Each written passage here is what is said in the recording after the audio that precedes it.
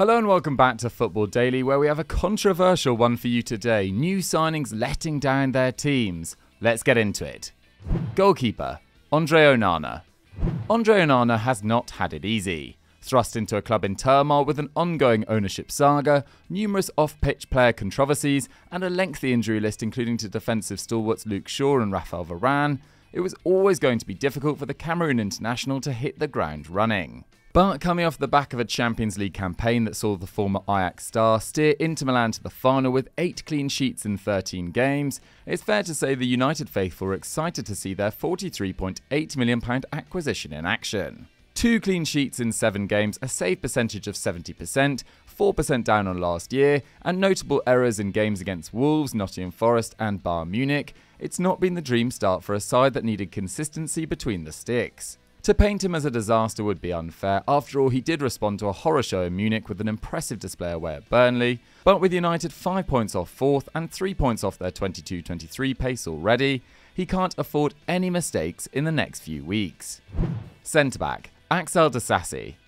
Coming off the back of their worst ever Premier League campaign and an additional net spend of just under £205 million, £80 million more than next biggest spenders Arsenal, pressure was on Mauricio Pochettino and his new signings to turn the tide quickly. Whilst performances haven't been horrendous, results have, with 1 win and 5 goals scored from their first 6 games of the season. With 12 injuries including to Wesley Fofana and Benoit Badiashile, Axel Disasi, signed from Monaco for £38.5 million in August, has played every minute. In that time, he's looked exceptional in the air, winning 91% of his aerial duels, but fairly average on the ground, with Thiago Silva completing double the number of clearances and ranking 6th in the squad for tackles completed. What's more concerning though are his passing numbers. Whilst he's a perfectly capable short and medium range passer, completing 95% of his passes for anything up to 30 yards, his long range passing isn't up to standard, with just 41% of his attempts over 30 yards finding a teammate, 16th in the Blues squad.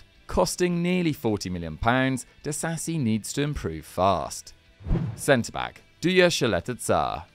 It's not been a good year for Douya Shaleta. The one-time Liverpool and Tottenham target left Marseille in January to join struggling Southampton, but failed to arrest Saints' slide to the Championship, ending their 11-year stay in the top flight that featured 4 top-half finishes, a Europa League campaign and a Carabao Cup final. Part of a Southampton exodus this summer that included the departures of 14 players, Shaleta secured a loan move back to Ligue 1, joining Laurent Blanc's Lyon. 6 games into the season though, and it's not looking good. Les Gones are winless and second bottom of the table, with Blanc already replaced by former Frosinone boss Fabio Grosso, who was fired after winning Serie B last term. Shaleta's performances to date, distinctly underwhelming. He started the first 4 league games of the season, with Lyon conceding an extraordinary 10 goals in those games, before being dropped by Grosso. The Croat can have few complaints, with his cumbersome nature seeing him complete just 6 defensive actions in 360 minutes, less than half his centre-back partner Sinale Diomande. With Grosso's Frosinone side known for being defensively astute, conceding an impressive 26 goals in 38 games last term,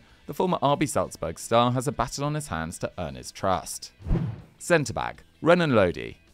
Unlike the aforementioned Shaleta, Renan Lodi's Premier League loan spell in 22-23 was a successful one. Arriving at Nottingham Forest in August 2022, the 17-cap Brazilian featured in 28 league games, with his all-action displays at left-back helping Steve Cooper's side finish 4 points clear of the dreaded drop.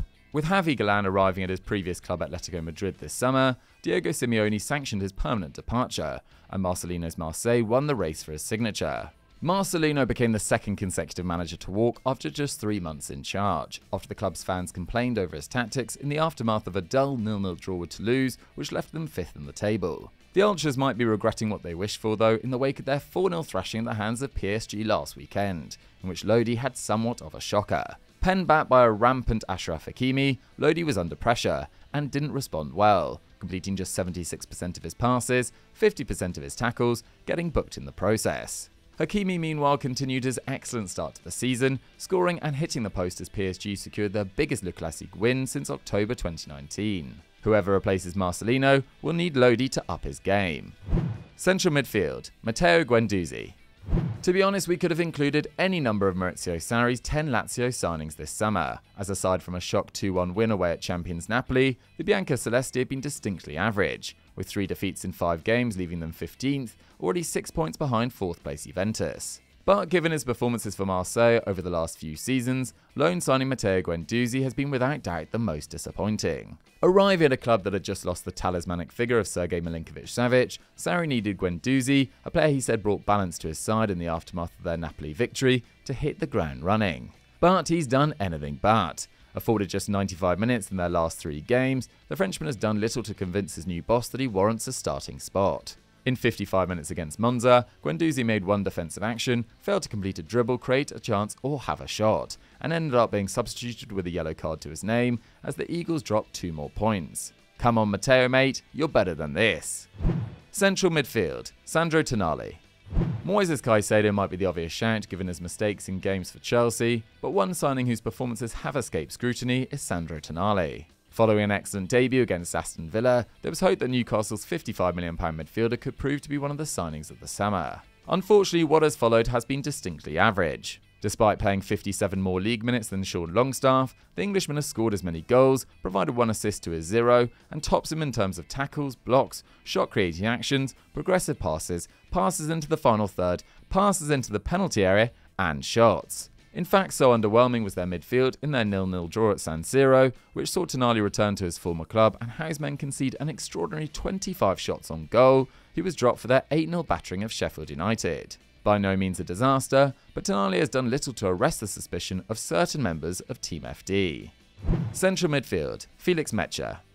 The sale of Jude Bellingham, coupled with Borussia Dortmund's policy of signing up-and-coming prospects over established superstars, meant that whoever took the Englishman's place in the BVB midfield was always going to face a near impossible task. But while no one is expecting Felix Metscher to match the abilities of a generational talent, those who had concerns about his signing are yet to be convinced otherwise. Yet to gain the full trust of manager Edin Terzic, Metscher has started just twice in the league so far and has already been shifted around a few different positions. So it's no surprise the attacking midfielder is yet to register a goal, with Dortmund as a whole struggling to match Bayern, Leverkusen and Leipzig in the final third. But 4 shots and a recent win over former employers Wolfsburg suggest Metscher could be about to turn a corner, and with Marcel Sabitzer out until mid-October, a more consistent run in the starting 11 awaits. Central midfield, Kai Havertz. One of the boldest transfers of the summer, Kai Havertz's £65 million move to Arsenal was the latest indication of Mikel Arteta's growing conviction as a top-level coach. Confident enough to justify spending big on a player who struggled to cut it at a Premier League rival, and quickly made him a key component in the side battling for silverware on multiple fronts this term. But as Arsenal look to mount another big title challenge and contest the Champions League for the first time in 7 years, Havertz looks far from shaking his bad reputation.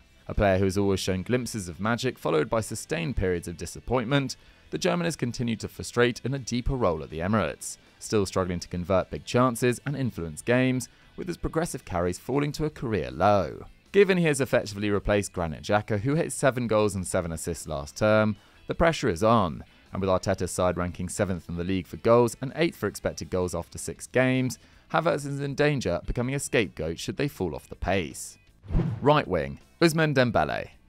Returning to France a full 7 years after leaving Rennes for Dortmund, it took Ousmane Dembele 6 appearances to register his first goal contribution for PSG, who sit behind Nice and Brest in Ligue 1 at the time of writing. It's not an ideal start for a forward who has had more than his fair share of doubters over the years. A stellar 21-22 campaign at Barca, in which he genuinely looked world-class, proving an exception rather than the rule, following his big money move to Spain in 2017. And while his overall performances have been good so far in Paris, the fact Rando Colomwani, Gonzalo Ramos and Marco Asensio have all contributed more goals and assists than him in fewer minutes suggests he is already under pressure to deliver more, with young star Bradley Barcola waiting in the wings should Luis Enrique want a different option on the right. While PSG bolstered their attack options this term, Dembele is their only real outstanding creator.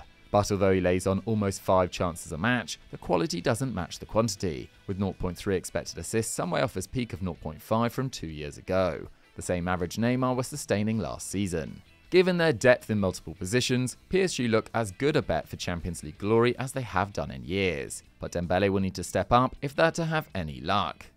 Striker, Nicholas Jackson.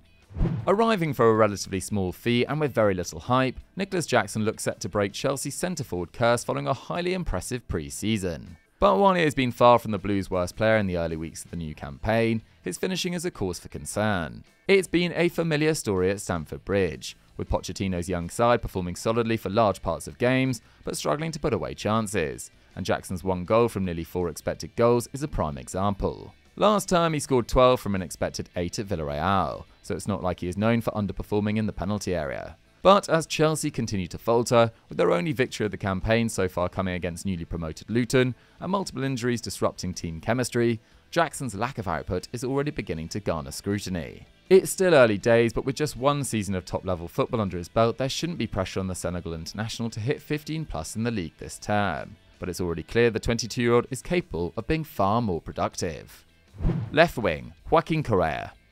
The second Marseille player in our team, Joaquin Correa rounds off our 11 as one of the harshest inclusions, having only played 145 league minutes as this video goes out. But after 2 seasons of playing a bit part role at Internazionale, we're not sure his loan move to France will be much more fruitful. Shifted out to the left from his preferred central role, Correa made little impact in draws against Nantes and Toulouse, and was subsequently dropped to the bench for crucial games against Ajax and arch-rivals PSG following Marcelino's resignation. Whether the Argentinian regains his place largely depends on who is hired as his permanent successor, but with Aubameyang, Vitinha and Ndiaye all fighting over the striker positions, the odds are already stacked against him.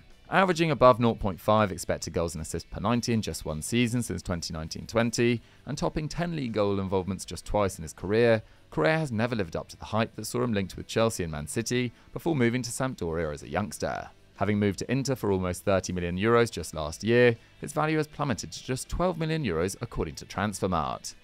So guys, that was our rundown of new signings letting down their team at this very early stage of the season, so please don't take it too seriously, but I hope you guys enjoyed the rundown. Who did we miss out? Let us know in the comments down below. If you enjoyed this video, don't forget to like it and subscribe to Football Daily, and I'll catch you next time.